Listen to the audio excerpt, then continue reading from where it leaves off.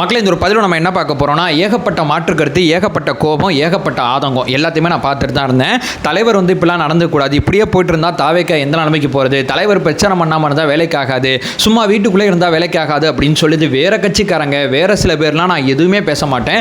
நம்ம கட்சி தொண்டர்களே அடிப்படை புரிஞ்சுக்காமல் தலைவர் மேலே கோவப்படும் போது இதை பற்றி விலைக்கு ஒரு வீடியோ போடணும் அப்படிங்கிறதான் இந்த வீடியோட எண்ண ஓட்டம். இந்த வீடியோவில் நான் ஒரு பக்கம் நிற்கிறேன், நான் தலைவர் பக்கம் நிற்கிறேன். இங்கே இருக்கக்கூடிய சட்ட சிக்கலை தலைவரோட பாயிண்ட் ஆஃப் வியூலேருந்து நான் இந்த வீடியோவில் பார்க்கணும்னு நினைக்கிறேன். நீங்கள் தலைவர் தப்பு பண்ணிட்டாரு, அவர் பிரச்சனை பண்ணல, அவர் இப்படியே போயிட்டு இருந்தால் வேலைக்காகாது, அது ஆன்லைனில் பண்ணணும், ஆஃப்லைனில் பண்ணணும், இந்த மாதிரி நடந்துக்கணும், அந்த மாதிரி நடந்துக்கணும்னு சொல்லி இந்த மாற்று கருத்து வைக்கிறவங்களாம் ஒரு பக்கம் நின்னுங்க. நம்ம ரெண்டு பேர் தாவேக்காக்குள்ளே நம்ம ரெண்டு பேர் இந்த வீடியோட உரையாடலாம். ஒன்றா தெளிவாளமாக பார்க்கலாம். உற்சாக வணக்கங்கள், வாங்க பதிவுக்குள்ளே போகலாம். இப்போ முதல் விஷயம் மக்களே, தலைவர் இன்னைக்கு பிரச்சாரம் பண்ண போறாருன்னா 48 மணி நேரம் முன்னாடியே அனுமதி வாங்கினா மட்டும்தான் இன்னைக்கு பிரச்சாரம் பண்ண முடியும். நம்ம தலைவர் மட்டும் கிடையாது, தமிழ்நாட்டில் எல்லா வேட்பாளரும் எல்லா தலைவர்களுமே இந்த மாதிரி ஒரு பேட்டர்னில் இந்த ஒரு சைடில் ஒரு ஆப் போடுறேன், இந்த ஆப்பில் அனுமதி கேட்கணும். இந்த ஆப்பில் பார்த்தீங்கன்னா 2 பேரோட அனுமதி இங்கே ரொம்ப ரொம்ப முக்கியமானது.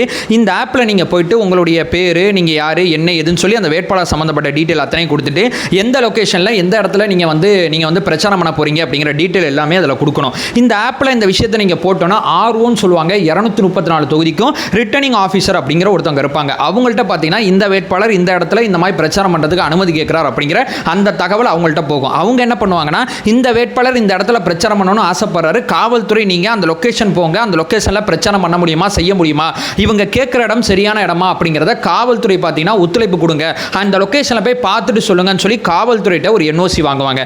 காவல்துறை என்ஓசி கொடுத்த பிறகு இந்த வேட்பாளர் கேட்ட இந்த டயத்தில் இவர் தான் முன்னாடி வராரா இல்லை வேற யாரும் வந்திருக்காங்களா அப்படிங்கிறத பார்த்துட்டு யார் முன்னாடி வந்திருக்காங்களோ அவங்களுக்கு காவல்துறையோட என்ஓசியோட அந்த வேட்பாளர் அந்த இடத்துல பிரச்சாரம் பண்ணலாம் அப்படிங்கிற விஷயத்தை தேர்தல் ஆணையம் அனுமதிக்கும். தமிழ்நாட்டில் இருக்கக்கூடிய அத்தனை வேட்பாளரும் அத்தனை தலைவரும் இந்த பேட்டர்னில் தான் விண்ணப்பிச்சு இப்படி தான் பிரச்சாரம் பண்ணிட்டு இருக்காங்க. நம்மளும் இதே பேட்டர்னில் போகிறோம். ஆனால் நமக்கு மட்டும்தான் இங்கே வேற சில விஷயங்கள் நடக்குது அப்படிங்கிறத முதல்ல புரிஞ்சுங்க அப்படிங்கிறது என்னுடைய நம்பர் 1 பாயிண்ட். நம்பர் 2, நமக்கு என்ன நடக்குது, நம்ம பார்த்தீங்கன்னா இப்போ சமீபத்தில் ஆதவர்ஜுனா அவர்கள் சொன்ன விஷயத்துக்கே வருவோம்.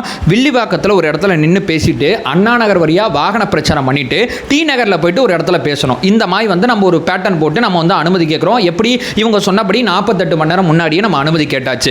அனுமதி கேட்டதும் ஆர்ஓ என்ன பண்றாங்க, எல்லாத்தையும் பார்த்துட்டு இல்லங்க நீங்க பிரச்சாரம் பண்ணீங்க அப்படின்னு சொல்லி அனுமதி கொடுத்து அந்த அனுமதிச்ச விஷயங்கள் இந்த சைடில் போடுறேன். ஆர்ஓ நம்ம என்ன கேட்டோமோ, அதாவது தேர்தல் ஆணையம் சார்பாக இருக்கக்கூடிய அதிகாரிகள் நம்ம என்ன கேட்டோமோ அவங்க நம்ம கேட்டதுக்கு அனுமதி கொடுத்துட்டாங்க. இங்க எங்க பிரச்சனை வருதுன்னா, சென்னை மாநகராட்சி ஆணையர் இருக்கக்கூடிய அருண் அப்படிங்கிற ஒருத்தர் இருக்காருங்க. இவர் பார்த்தீங்கன்னா போன வருஷம் 2024 ஜூலை 8ஆம் தேதி இவர் ஆணையராக நியமிக்கப்பட்டார். கிட்டத்தட்ட 600+ நாட்களாக இவர் ஆணையராக இருக்காரு. இவரை மாத்தாம இவரே ஆணையராக அங்கே தொடரும் போது இவர் திமுகவுக்கு ஃபேவராக சில விஷயங்கள் செய்கிறாங்க அப்படிங்கிறது நம்ம கட்சி சார்பாக சொல்லப்படுது. ஏன் இதை அழுத்தம் திருத்தமாக சொல்கிறாங்கன்னா, ஒரு பக்கம் பார்த்தீங்கன்னா நம்ம என்ன டைமிங்கில் அனுமதி கேட்டோம்னா 11 to 1 வில்லிவாக்கத்தில் கொடுங்கன்னு கேட்டோம், 12 to 1 எடுத்துங்கன்னு சொல்லிட்டாங்க. ஓகே ஃபைன், ஒன்றும் தப்பு கிடையாது. 1 மணி நேரம் குறைச்சு கொடுத்துருக்காங்க, மாற்று கருத்து கிடையாது. தலைவர் கொஞ்சம் வேகமாக வீட்டிலேருந்து கிளம்பினானா இந்த விஷயத்தை சார்ட் அவுட் பண்ணிடலாம், எந்த விதமான பிரச்சனை இல்லை.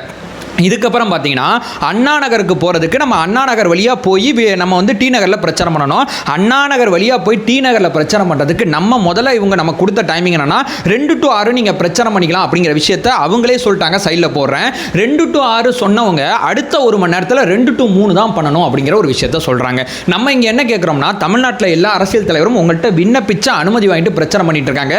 ஒவ்வொரு தலைவரும் இங்கே இவ்வளோ நேரம் தான் பிரச்சாரம் பண்ணணும், அவ்வளோ நேரம் தான் பிரச்சாரம் பண்ணணுங்கிற ஏதாவது கட்டுப்பாடு போடுறீங்களா? எங்க தலைவருக்கு மட்டும் ஏன் கட்டுப்பாடு போடுறீங்க? முதல்ல 2 to 6 டி நகர்ல அனுமதி கொடுத்துட்டீங்க, அப்புறம் ஏன் 2 to 3 மாத்துறீங்க?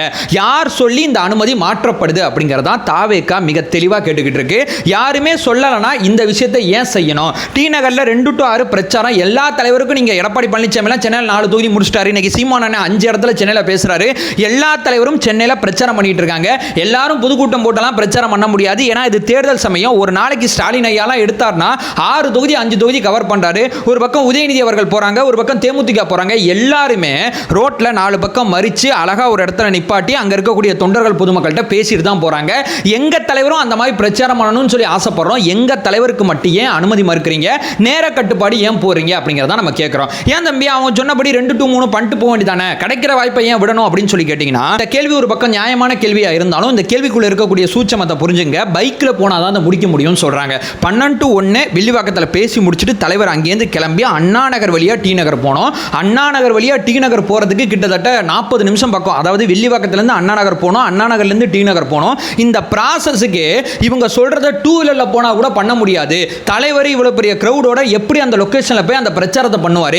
ஏன் எங்களுக்கு மட்டும் இந்த நேர கட்டுப்பாடை போடுறீங்க? 2 to 3 அங்கே வரவே முடியாத டைமிங்கை ஏன் கொடுக்குறீங்க அப்படின்னு சொல்லி தான் அந்த பிரச்சாரத்தை நம்ம ரத்து பண்ணுறோம். ஏன்னா அனுமதி விஷயத்திலே இவங்க குழப்புறாங்க.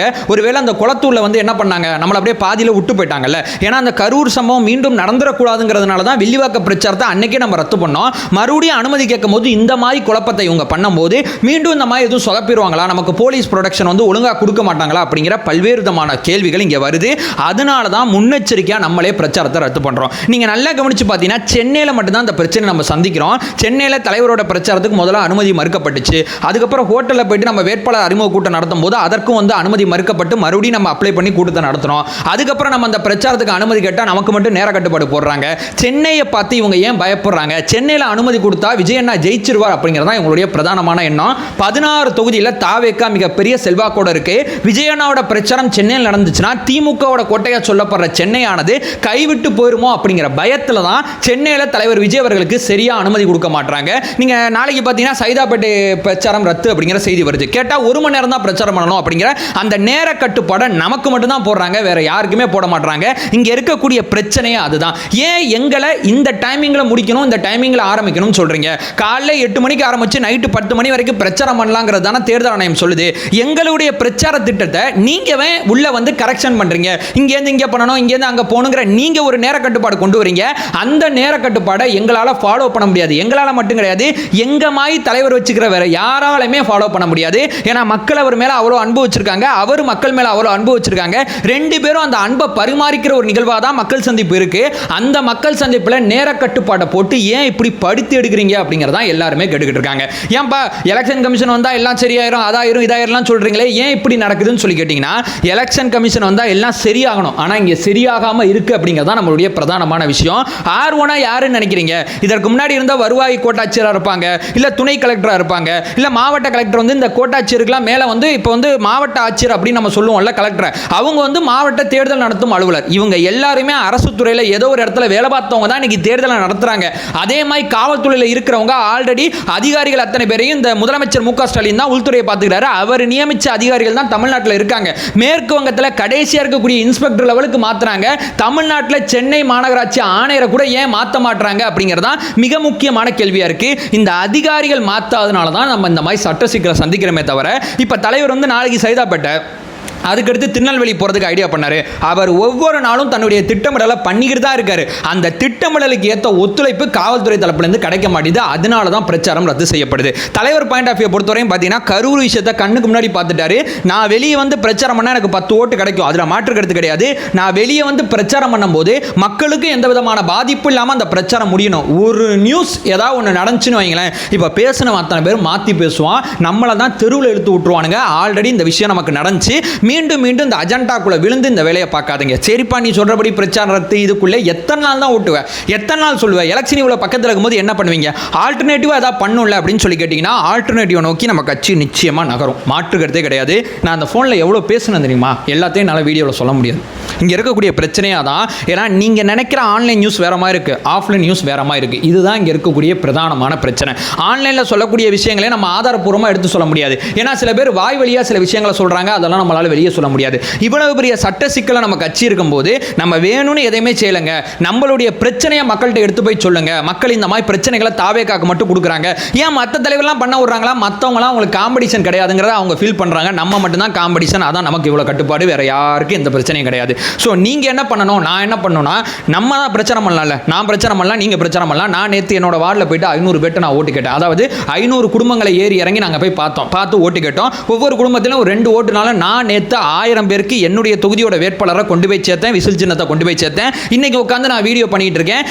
இதே மாதிரி தருணத்தில் பார்த்தீங்கன்னா தாவேக்காக்கு ஆதரவாக யார் யார் பிரச்சாரம் பண்ணுறாங்களோ அவங்க அத்தனை பேரை நான் ட்விட்டரில் உட்காந்து எழுதிக்கிட்டு இருக்கேன். என்னால் அந்த 3 பங்களிப்பை தாவேக்காக்கு செய்ய முடியும், உங்களால் சில விஷயங்களை செய்ய முடியும், அதை செய்யுங்க.